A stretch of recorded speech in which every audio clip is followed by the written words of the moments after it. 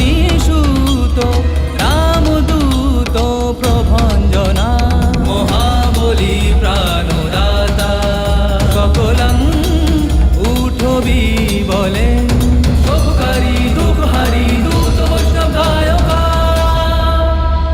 দীননাথ হরিরূপ। এটা কখনোই উচিত নয় যে একজন বানর বালক শিক্ষা গ্রহণ করবে আর দেবপুত্রদের শিক্ষা থেকে বঞ্চিত করা হবে। পুত্র আমার হোক অথবা অন্য কোনো দেবতার, সূর্যদেবের থেকে শিক্ষা গ্রহণ করার প্রথম অধিকার দেবপুত্রদেরই হওয়া উচিত। কিন্তু সূর্যদেব পক্ষপাতিত্ব করে এক বানর বালককে সুযোগ পাইয়ে দিয়ে ওকে শিক্ষা দিচ্ছে। বরুণদেব, হনুমান কোনো সাধারণ বানর বালক নয়, রুদ্রের অংশ। সেটা স্মরণে আছে, কিন্তু সত্যি কথা হলো যে আসলেও একজন বানর বালক। আর বানর বালকের থেকে আগে সুযোগ দেবপুত্রদের পাওয়া উচিত। আপনারা সকলেই স্মরণ রাখুন, যদি সূর্যদেব আমার পুত্রকে শিক্ষা না দেন তবে হনুমানের শিক্ষা কোনোভাবেই সম্পূর্ণ হতে দেব না আমি। বরুণদেব, আপনি আমাকে হুমকি দিচ্ছেন? হ্যাঁ,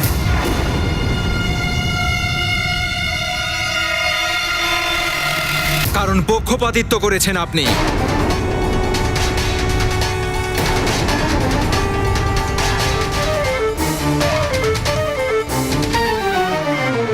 নারায়ণ নারায়ণ।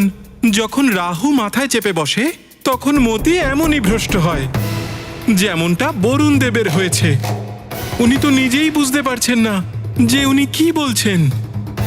রাহু ওনার মাথায় বসে ওনাকে দিয়ে বলাচ্ছে নারায়ণ নারায়ণ। বরুণদেব, এটি মিথ্যা আরোপ হচ্ছে আমার উপর। আমি সূর্য, কখনো কারো সাথে পক্ষপাতিত্ব করি না।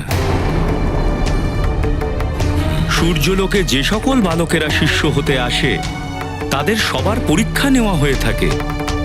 যদি আপনার পুত্র গৌব যোগ্য হতো তাহলে ওকে হনুমানের আগেই শিক্ষা দেওয়া হতো, আর হনুমানকে অন্যান্য ছাত্রদের মতো গৌবের শিক্ষা পূর্ণ হওয়া পর্যন্ত অপেক্ষা করতে হতো। বরুণদেব, আজ পর্যন্ত আমার ন্যায়ের উপর কেউ প্রশ্নচিহ্ন দেয়নি।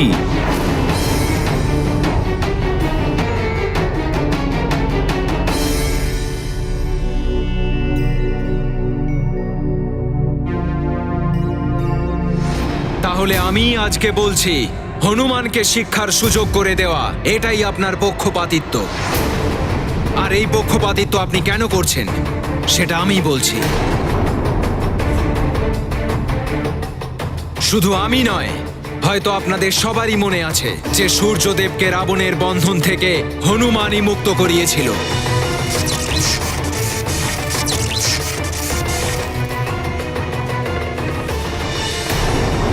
তাই জন্য ওই উপকারের কৃতজ্ঞতা স্বরূপ হনুমানকে উনি শিষ্য করেছেন।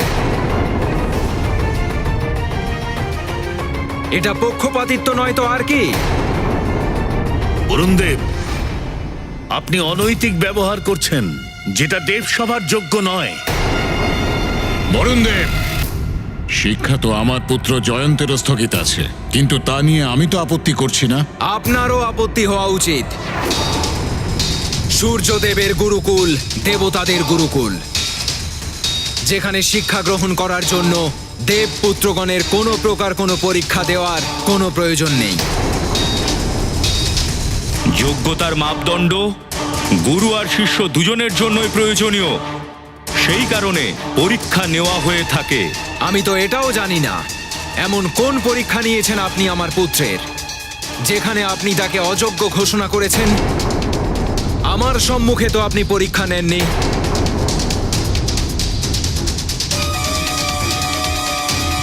যদি আমার নেওয়া পরীক্ষার উপর আপনার সন্দেহ থাকে, সেক্ষেত্রেও আমার কাছে একটি উপায় আছে, যাতে এটা প্রমাণিত হয়ে যাবে যে হনুমান আমার শিষ্য হওয়ার যোগ্য নাকি গবের অযোগ্য হওয়ার আমার নির্ণয় অনুচিত ছিল।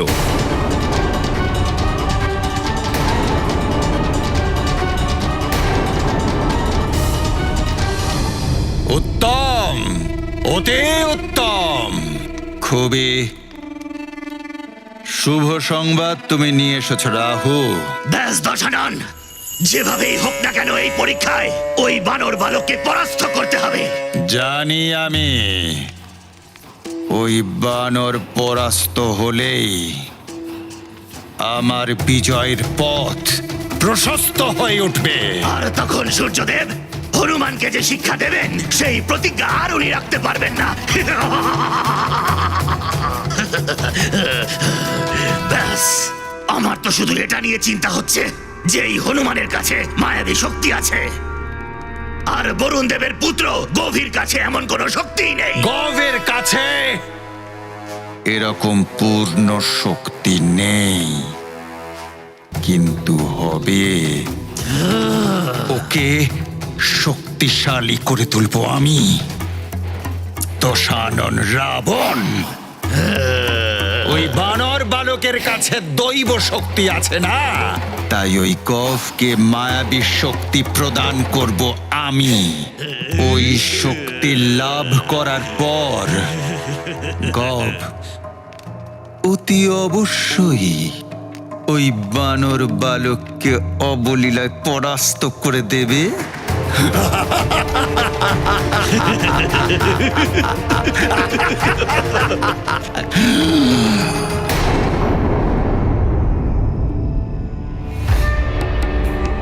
গুরুদেব,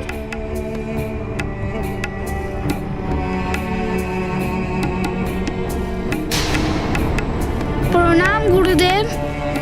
গুরুদেব, কি সিদ্ধান্ত নিল দেব সভায়? আপনি কি আমাকে শিক্ষা প্রদান করবেন? পুত্র, তোমার শিক্ষা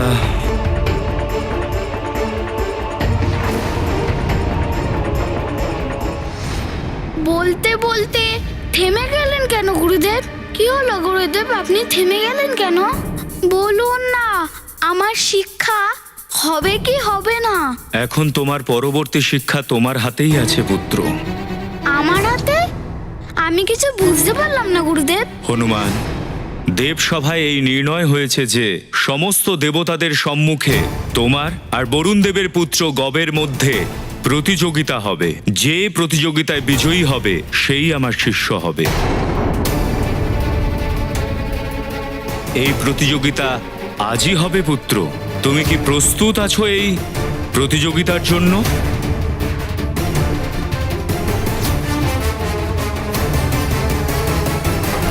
আমি যে কোনো প্রতিযোগিতার জন্য প্রস্তুত আছি গুরুদেব। আমার শিক্ষা পূরণ করতেই হবে। তোমার ভাবনাকে সম্মান করি পুত্র। আমার আশীর্বাদ তোমার সাথেই আছে। প্রণাম গুরুদেব। কোটি চাকটি উদ্যানে ঝেঁকাবে উত্তরে করে মন্দার শারিখা দ্রণু ক্রোধে উৎপাতিলা বলে আনিলা মাগুতি নেলা আলা গেলা মনগতি মনাশি ডাকিলে মাগে গতিশী তুলনা নশে রূপী মহারুদ্র বজ্র হনুমান মারুতি বনারি অঞ্জনী সুত রামদূত প্রভঞ্জনা মহাবলী প্রাণদাতা সকলং উঠবি বলে পুত্র, স্মরণ রেখো, যুদ্ধ হোক বা প্রতিস্পর্ধা, বিজয় পরম লক্ষ্য হওয়া উচিত। বিজয় শক্তি দিয়ে হোক বা যুক্তি দিয়ে। আমি তোমাকে যুক্তির যত শিক্ষা প্রদান করতে পারতাম সবই প্রদান করেছি পুত্র। এবার তোমার উপরে নির্ভর করবে যে তুমি ওই বানরকে কিভাবে পরাস্ত করবে। পিতাশ্রী, আজকে ওই বানর পুত্র ভালো করে বুঝতে পারবে যে ও দেবপুত্রের সামনে ও তুচ্ছই থাকবে। এই প্রতিস্পর্ধায় আপনার পুত্রই বিজয় হবে পিতাশ্রী। পুত্র, তোমার ওপর আমার বিশ্বাস আছে, আমার আশীর্বাদ আছে তোমার সাথে। বরুণ দেব,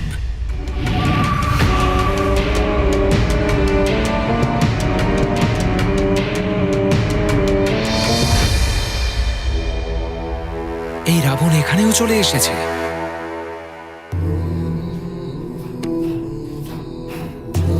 লঙ্কেশ্বর, আপনি এখানে বরুণ লোকে কি করছেন?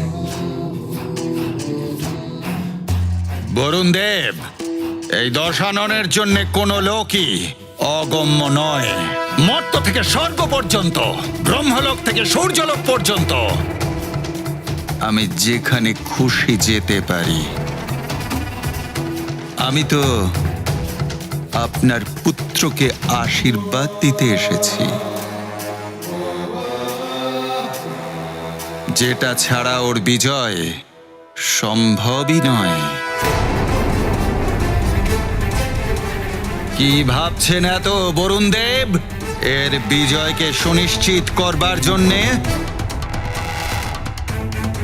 এর মায়াবী শক্তির প্রয়োজন রয়েছে, যাকে কেবলমাত্র আমি দিতে পারি।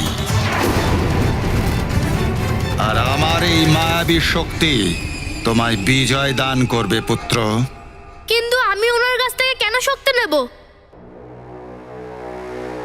পুত্র, ইনি এখানে মিত্র হয়ে এসেছেন। এখন তোমার লক্ষ্য বিজয় প্রাপ্তি। লঙ্কেশ্বর রাবণের আশীর্বাদও তোমার সঙ্গে থাকবে পুত্র গৌভ, যেটা ছাড়া তোমার বিজয় অসম্ভব। প্রণাম লঙ্কেশ্বর। বিজয়ী ভব। এই আশীর্বাদ তো আপনিও দিয়ে দিয়েছেন আপনার পুত্রকে বরুণ দেব। কিন্তু এর বিজয় সুনিশ্চিত করবার জন্যে এর মায়াবী শক্তিরও প্রয়োজন রয়েছে, যা কেবলমাত্র আমি দান করতে পারি।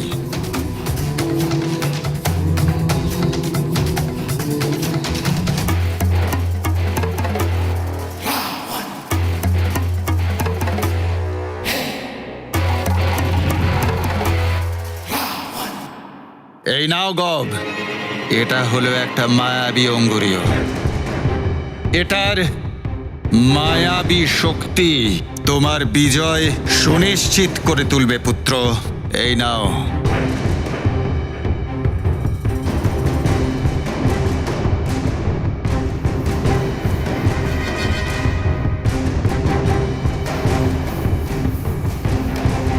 আমার পুত্রের জন্য আমি সবকিছুই করতে পারি, এমনকি রাবণের সাথে মিত্রতাও।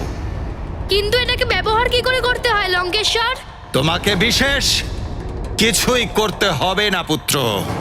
প্রতিযোগিতা শুরু হবার পরেই যখনই তুমি সুযোগ পাবে, এটার রত্নটায় চাপ দেবে। এর মধ্যে নিহিত মায়াবী শক্তি জেগে উঠবে, আর তারপর নিজেরাই কাজ শুরু করে দেবে পুত্র।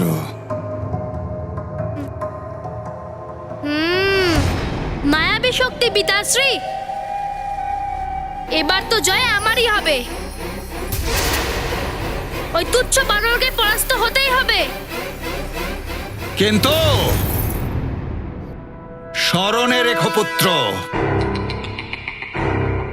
এর প্রয়োগ তুমি শুধু একবার মাত্রই করবে। যদি দ্বিতীয়বার এটা প্রয়োগ করতে চাও, তাহলে এর প্রভাব প্রতিকূল হয়ে উঠতে পারে। আমি বুঝতে পেরেছি লঙ্কেশ্বর, এর জন্য আপনাকে অনেক অনেক ধন্যবাদ। লঙ্কেশ্বর, এমন সময়ে আপনি আমার পুত্রের সহায়তা করতে এসেছেন। আপনার এই উপকারের জন্য আমি চিরকৃতজ্ঞ থাকব। বরুণ দেব, ওই তুচ্ছ বানরকে দেবতারা একেবারে শিরে চড়িয়ে রেখে দিয়েছে। ওর তুচ্ছতার আভাস ওকে পেতেই হবে। ওই বানরের পরাজয় গভীর ভবিষ্যৎ, আর আমারও বিজয় লুকিয়ে রয়েছে। কিন্তু কিন্তু কিন্তু কি লঙ্কেশ? কিন্তু এটাই বরুণ দেব, যে আপনাকেও আমার একটা কাজ করে দিতে হবে।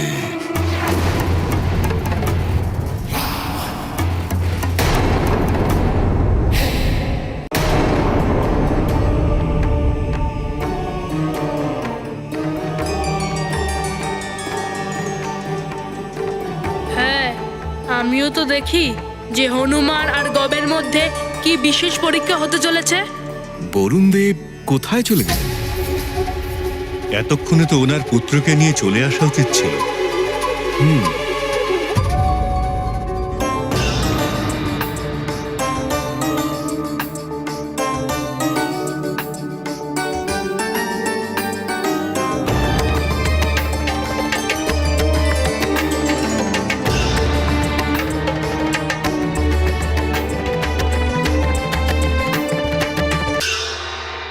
প্রণাম বরুণ দেব।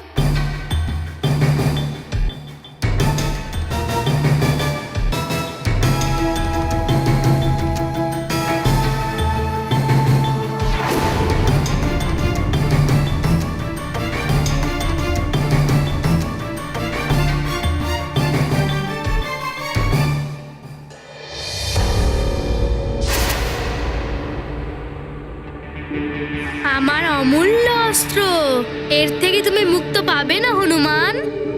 দেবগুরু বৃহস্পতি, পবনদেব, অগ্নিদেব এবং এখানে উপস্থিত সব দেবতারা আর বালকেরা, আজ আপনাদের সবার সামনে একটা পরীক্ষা হবে হনুমান আর গবের মধ্যে। এই পরীক্ষায় যে বিজয়ী হবে সেই সূর্যদেবের শিষ্যত্ব পাওয়ার অধিকারী হবে।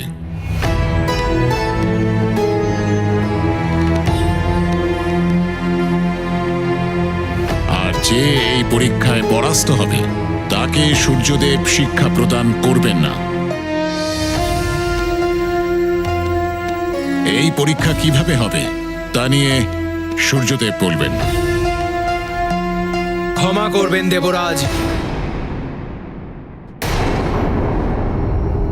আমার মনে হয় কোনো বড় এবং কঠিন পরীক্ষা হওয়া উচিত। এমন কিছু যেখানে হনুমান আর আমার পুত্রের শক্তি, যুক্তি এবং বুদ্ধি চাতুর্যের পরীক্ষা হতে পারে।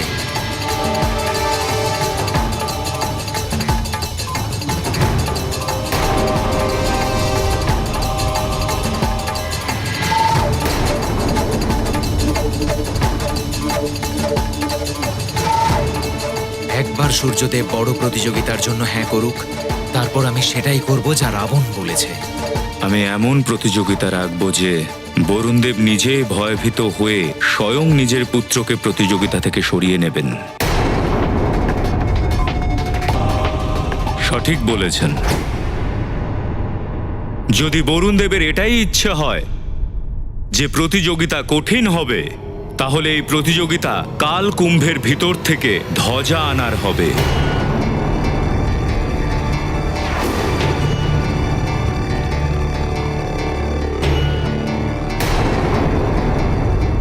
সূর্যদেব, এখনো পর্যন্ত কেউ কালকুম্ভ থেকে ধ্বজা নিয়ে বেরিয়ে আসতে পারে। তা সে দেবপুত্র হোক, ঋষিপুত্র হোক বা গন্ধর্বপুত্র, যে এই ধ্বজা নিতে কালকুম্ভে গেছে সে ওখানেই বন্দী হয়ে রয়ে গেছে।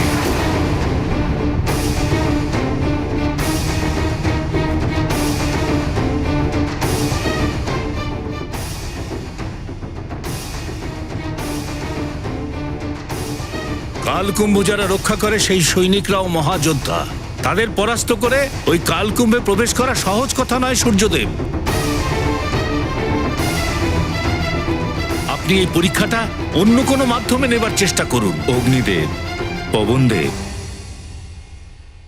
বরুণদেবের এটাই ইচ্ছা যে এই প্রতিযোগিতা যেন কঠিন হয়, আর কাল কুম্ভ থেকে ধ্বজা নিয়ে আসা বেশ বড় এবং কঠিন প্রতিযোগিতা। হ্যাঁ, যদি হনুমান বা গবের এই কাল কুম্ভে যেতে ভয় লাগে, তাহলে সে তার পরাজয় স্বীকার করে এই প্রতিযোগিতা সমাপ্ত করতে পারে।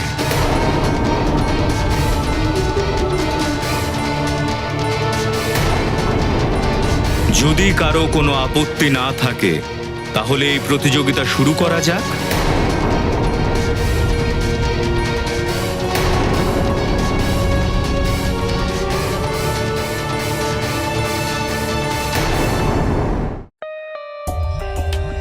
For more updates, subscribe to our channel, click the show links and enjoy watching the videos.